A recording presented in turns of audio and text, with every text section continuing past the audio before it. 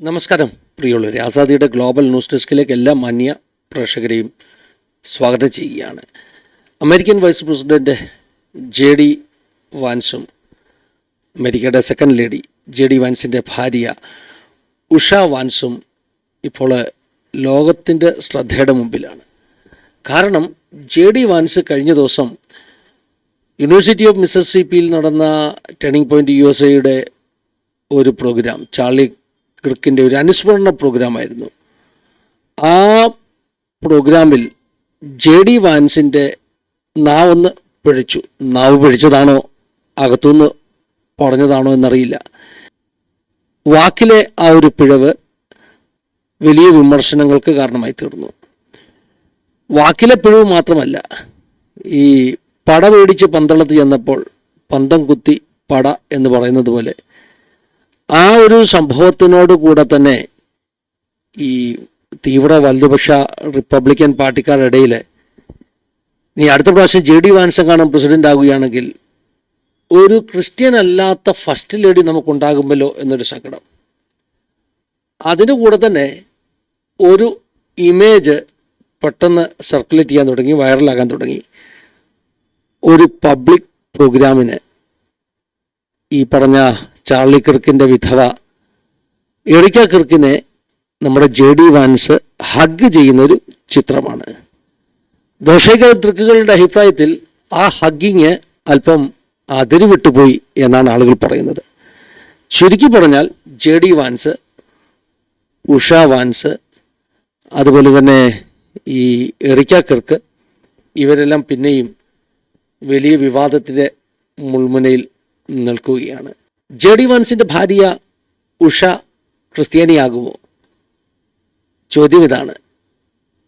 JD വാൻസിൻ്റെ party, Republican party, അമേരിക്കയിലെ വലതുപക്ഷ ചിന്താഗതിക്കാർ, അവരെപ്പോഴും അമേരിക്കയിലെ നാഷണലിസത്തിൻ്റെ ഭാഗമായിട്ട് ചിന്തിക്കുന്നത് ക്രിസ്ത്യാനിറ്റിയും കൂടിയാണ്. ക്രിസ്ത്യൻ നാഷണലിസം എന്ന് വേണമെങ്കിൽ പറയാം. ഇവിടെ നമ്മുടെ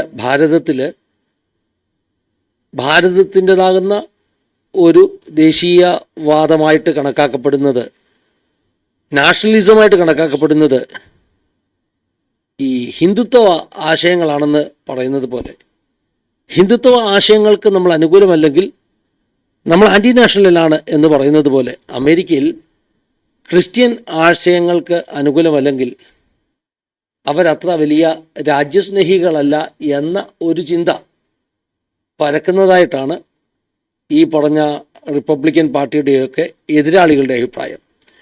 ടേണിംഗ് പോയിൻ്റ് USA ആ ഒരു ചടങ്ങിന് നമുക്കറിയാമല്ലോ, പണ്ട് ചാർലി കിർക്കും ചെയ്തുകൊണ്ടിരുന്നത് അതാണ്.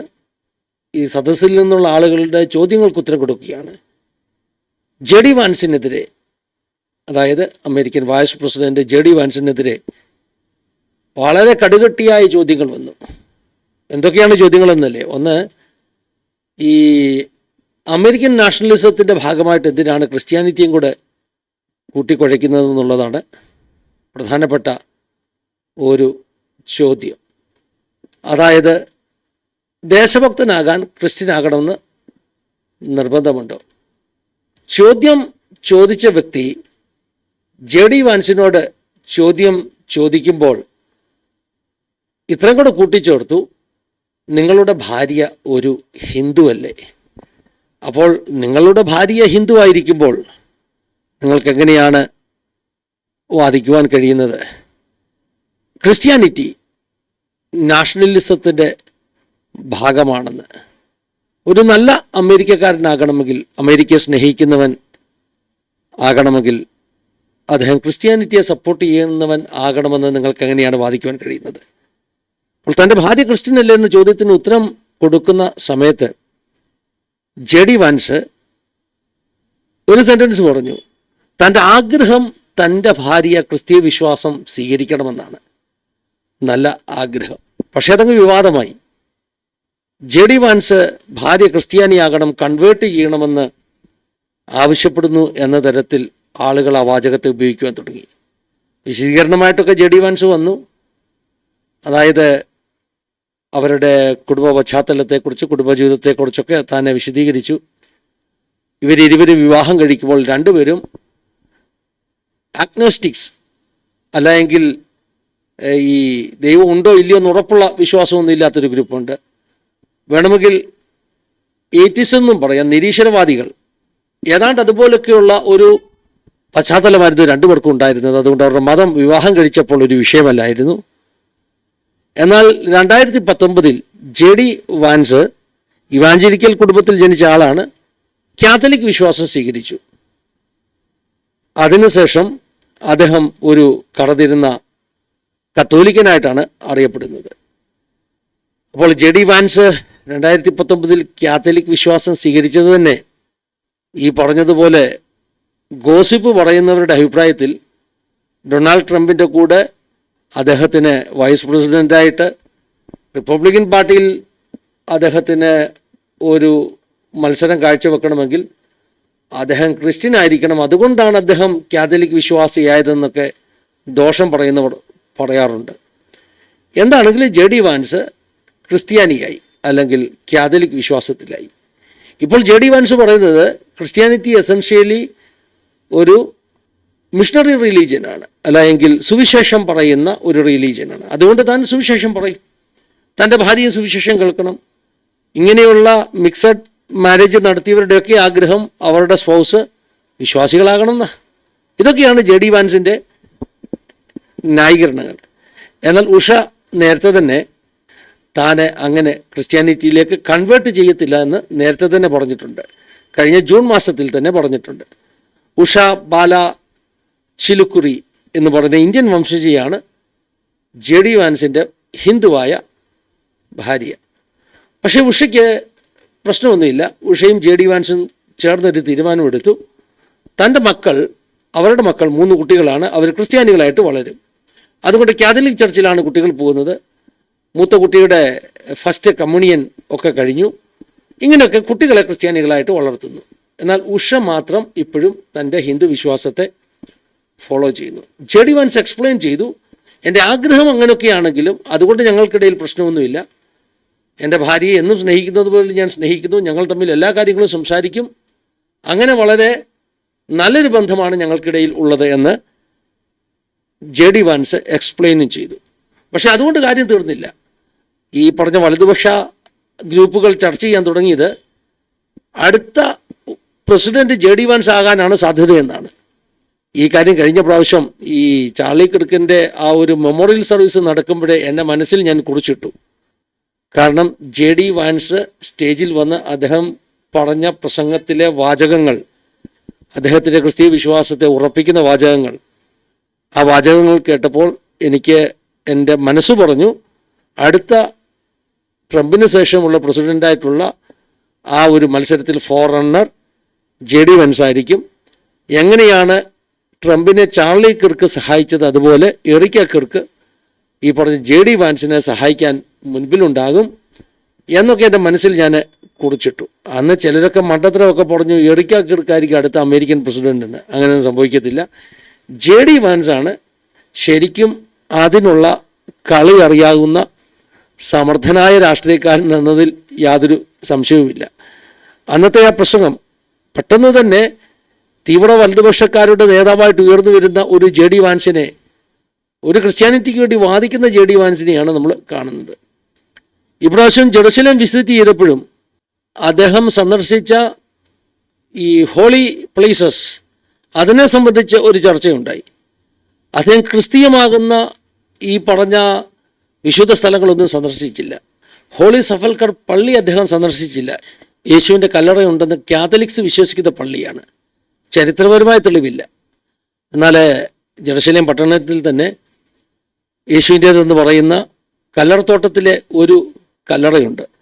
ജെറുസലേം നഗരത്തിന് വെളിയിലാണ്. അതാണ് അരിമത്യക്കാരനാകുന്ന യോസഫിൻ്റെ തോട്ടത്തിലെ കല്ലറ എന്നാണ് പ്രൊട്ടസ്റ്റന്റ് വിഭാഗം വിശ്വസിക്കുന്നത്. കാരണം ചരിത്രപരമായിട്ടും വേദപുസ്തകത്തിലെ രേഖകൾ ഒക്കെ വെച്ചുകൊണ്ട് ഏറ്റവും കൂടുതൽ സാധ്യത ആ കല്ലറയ്ക്കാണെന്ന് പ്രൊട്ടസ്റ്റന്റുകാർ വിശ്വസിക്കുന്നു. എന്തായാലും കാത്തലിക്സ് ജെറുസലേം നഗരത്തിൻ്റെ മധ്യത്തിൽ ഉണ്ടാക്കിയിട്ടുള്ള ആ പള്ളി അദ്ദേഹം സന്ദർശിച്ചില്ല.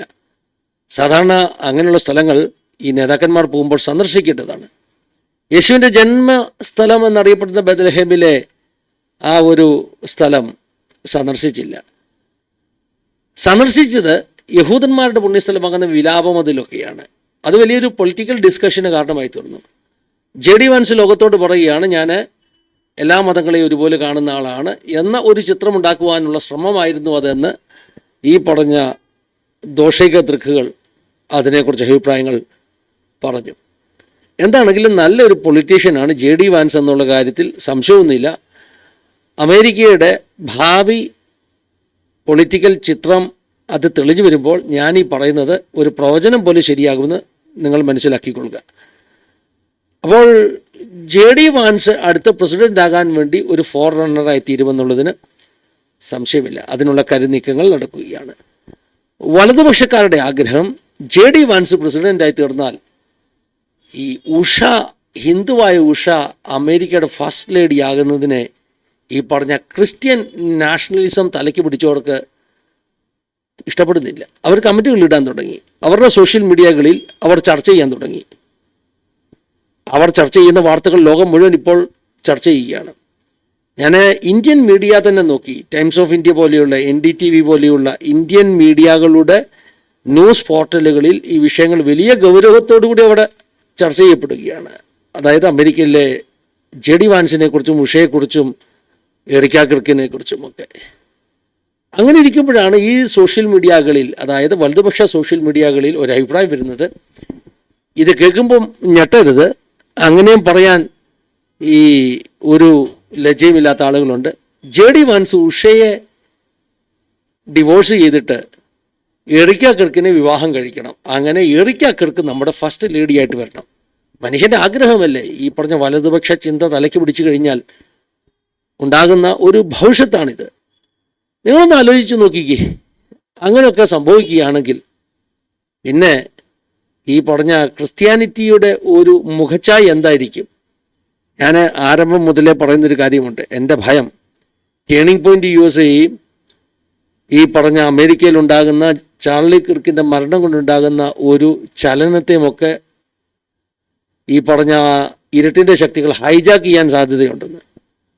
അപ്പോൾ ഇങ്ങനെ ഒക്കെ ഈ വലതുപക്ഷ ചിന്താഗതി ഉള്ളവർ ചർച്ച ചെയ്യുമ്പോഴാണ് ഒരു പബ്ലിക് ചടങ്ങിൽ ജെ ഡി വാൻസ് നമ്മുടെ എറിക്ക കിർക്കിനെ ഹഗ് ചെയ്യുന്ന ഒരു രംഗം ഔട്ട് ഓഫ് പ്രൊപ്പോർഷനിൽ പോയത്.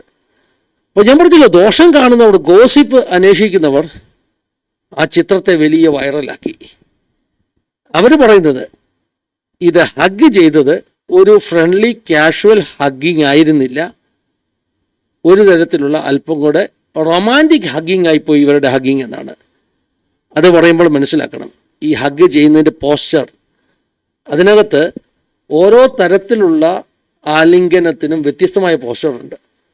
ഒരു പുരുഷനും സ്ത്രീയും ഹഗ് ചെയ്യുമ്പോൾ ഒരു കാഷ്വൽ ഹഗ്ഗിങ് ആണെങ്കിൽ, ഒരു ഫ്രണ്ട്ലി ഹഗ്ഗിങ് ആണെങ്കിൽ, ഒരു സൗഹാർദ്ദത്തിന് വേണ്ടി പരസ്പരം ഹഗ് ചെയ്യുകയാണെങ്കിൽ, ഈ മോഡേൺ ആയിട്ടുള്ള ചിന്താഗതിയുള്ള സ്ഥലങ്ങളിലൊക്കെ സ്ത്രീയും പുരുഷനും തമ്മിൽ ഹഗ് ചെയ്യും. അതിനകത്ത് അവർക്ക് തെറ്റൊന്നുമില്ല.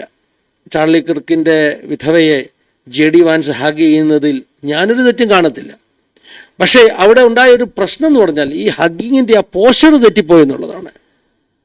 അതായത് ഒരു ഫ്രണ്ട്ലി ഹഗ് ആണെങ്കിൽ പുരുഷൻ സ്ത്രീയെ ഹഗ് ചെയ്യുമ്പോൾ ഈ തോളിലോ അപ്പർ ബോഡി പാർട്ട് പുറകിലോ ആണ് കൈ പ്ലേസ് ചെയ്യേണ്ടത്. പക്ഷേ റൊമാൻറ്റിക് ഹഗ്ഗിങ് ആണെങ്കിൽ അത് അരക്കെട്ടിലേക്ക് കൈ താണു പോകും. ഇവിടെ ജെ ഡി വാൻസ് എറിക്ക കിർക്കിൻ്റെ അരക്കെട്ടിലാണ് തൻ്റെ കൈ വെച്ചതെന്നുള്ളത് ആളുകൾ വലിയ വിമർശന ബുദ്ധിയോടുകൂടെ കാണുകയാണ്. അപ്പോൾ നിങ്ങൾ പറയാതെ ഒരു അബദ്ധം പറ്റിയതല്ലേ? നമ്മൾ മനസ്സിലാക്കണം, ഇത്തരം പ്രോട്ടോക്കോൾസ്, രീതികൾ നന്നായിട്ടറിയാവുന്ന ജെ ഡി വാൻസിനോ വിദേശത്തുള്ള ആളുകൾക്കോ അങ്ങനെ അബദ്ധം പറ്റത്തില്ല. അവർക്കറിയാം, ഓരോ ആക്ഷൻ്റെ മീനിങ് അവർക്കറിയാം. മാത്രമല്ല എറിക്ക കിർക്ക് അല്പം ജെ ഡി വാൻസുമായി കോസിയായി എന്നാണ് ആളുകൾ പറയുന്നത്. എന്ന് പറഞ്ഞാൽ ഒരു അല്പം വൈകാര്യമായ അടുപ്പം കാണിച്ചു. അതായത് ഹഗ് ചെയ്ത എറിക്ക ജെ ഡി വാൻസിലേക്ക് ചേരുകയും കൈ ജെ ഡി വാൻസിൻ്റെ തലയുടെ പുറകിലേക്ക് പിടിക്കുകയും ചെയ്തു. അതും ഒരു റൊമാൻറ്റിക് ഗസ്റ്ററാണെന്ന് ഈ പറഞ്ഞ ആളുകൾ വിമർശിക്കുന്നു. അപ്പോൾ ഓൾറെഡി ഈ പറഞ്ഞ ജെ ഡി വാൻസിനെയും എറിക്കയും കൂട്ടിക്കെട്ടാൻ ചില വലതുപക്ഷ കുബുദ്ധികൾ ഇങ്ങനെ കിണഞ്ഞ് പരിശ്രമിച്ചുകൊണ്ടിരിക്കുമ്പോൾ അവർക്ക് ഇങ്ങനൊരു ചിത്രം കിട്ടുകയാണ്. അപ്പോൾ ശത്രുക്കളും മിത്രങ്ങളും ഒരുപോലെ ഈ ചിത്രം കണ്ട് ആസ്വദിച്ചിട്ട് പറഞ്ഞു, ഇവർ തമ്മിൽ എന്തോ ഒരു കെമിസ്ട്രി ഉണ്ട് എന്ന് പറഞ്ഞു. നമ്മൾ ഈ ദിവസങ്ങളിൽ ചാർലി കിർക്കിൻ്റെ മരണത്തിന് ശേഷമുണ്ടായ സംഭവ വികാസങ്ങൾ, അമേരിക്കയിലുണ്ടായത് ഒരു വലിയ റിവൈവലാണെന്നൊക്കെ ഘോഷിക്കുമ്പോൾ, മറുഭാഗത്ത് അതിന് വിരുദ്ധമായിട്ടുള്ള വാദഗതികളുണ്ട്. പ്രധാനമായ വാദഗതി അത് റിവൈവലല്ല, റെവല്യൂഷനാണെന്നാണ്, ഉണർവല്ല വിപ്ലവമാണെന്നാണ്. വളരെ പ്രശസ്തരായ ആളുകൾ ആർട്ടിക്കിൾസ് എഴുതി ഉണർവും വിപ്ലവവും തമ്മിലുള്ള വ്യത്യാസം എന്താണ്.